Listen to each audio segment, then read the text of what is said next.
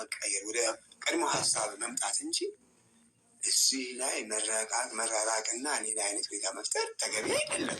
ትዳር ተራራም ሸለቆም ነው፣ ሜዳም ዳገትም ነው። ስለዚህ ሁሉ ጊዜ አልጋ በአልጋ አይደለም። በትዳር ሲገባ ብዙ ፈተናዎች አሉ። እነዛ ፈተናዎች ማለፍ፣ ብዙ ችግሮች አሉ። እነዛ ችግሮች ማለፍ በትዕግስት ፍሬ ያላት በለሷን የሚጠብቅ ፍሬ ይበላል ይባላል። በለሷን ገና ስትበቅል ያየ ሰው በለሷ አድጋ አንቺም ደግሞ በተለያየ ሀሳብ ሲሆኛለች። ስለዚህ እስኪ ምን ለማስተካከል ጥረት ማድረግ ነው።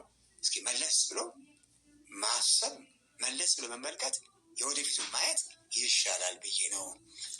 ጫኒ ሳይሆን ልመክርሽ ነው ልጄ። እኛ ብዙ ወይኔ ዛሬ ሩትዬ የኔ ቆንጆ የኔ ስስት የኔ ውድ እህት እንኳን ደስ አለሽ። ተመስገን፣ እግዚአብሔር ይመስገን። አምላኬ ሆይ እንደኔ ማን ነው ደስ ያለው ግን ማለት ነው? እንደኔ ደስ ያላችሁ እስቲ የምሬ ነው። እንደኔ ማን ነው ደስ ያለው ዛሬና?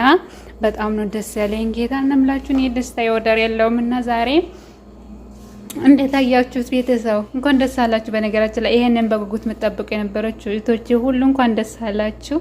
እኔ እንጃ ከደስታ የተነሳ ማለት ማውራቱ ለጠፍቶብኛል። ምን እንደማወራ አላውቅምና ዛሬ እግዚአብሔር ይመስገን ሩትዬ ለዚህ ቀን አበቃሽ። ከቤተሰቦችሽ ጋር አንድ ሆነሽ እንድትመጪ ጉጉታችን ጸሎታችን ነበርና ይሄን ቀን ተሳክቶ ስላየን በጣም ደስ ብሎኛል። ሩትዬ እኔ ስስት እንኳን ደስ አለሽ። እንኳን ለዚህ ቀን አበቃሽ። በቤተሰቦችሽ አንድ ሆነሽ ለመምጣት አበቃሽ የኔ ስስት የኔ ውድ ማለት ነው። እና በጣም ደስ ብሎኛል። በጣም ነው ደስ ያለኝ የምር ነምላችሁ። እኔ ደስ ብሎኛል። ከደስታ የተነሳው ማውራ ሁላ ጠፋብኝ። ምን ላውራ? እና ይሄን ቀን በጣም ነበር በጉጉት የምንጠብቀው። ብዙ እህቶቻችን የምትጠብቁት ቀን ይሄን ነበረ። ከቤተሰቦቿ ጋር አንድ ሆና ለመምጣት ከእናት ከአባቷ ጋር እንድትገናኙ ጸሎታችን ነበር እና በጣም ነው ደስ ያለኝ። ወላዲተ አምላክ እኔ እንጃ እኔ ደስ ብሎኛል። ሩትዬ እኔ ስስት እንኳን ደስ አለሽ። ለዚህ ቀን እንኳን አበቃሽ። ከእናትሽ ከአባትሽ እቅፍ እንኳን አበቃሽ።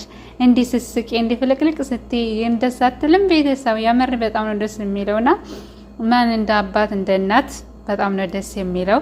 በጣም ነው ደስ ያለኝ። እኔ እንጃ ቃል የለኝም ለማውራትም ማወራው ሁሉ ጠፍቶብኛል። እናንተ እንዴት ነው? እና ደግሞ ማለት ነው አባትሽና እናትሽ እንደማ ረጅም እድሜና ጤና ይስጥልሽ የኔ እናት። ደስ ነው የሚለው ከአባት እቅፍ ከእናት እቅፍ ሲያጎርሳቸው። እኔ ቀናሁ እኮ እሷ በተጎረሰች ማለት ነው። እኔ ቀናሁ።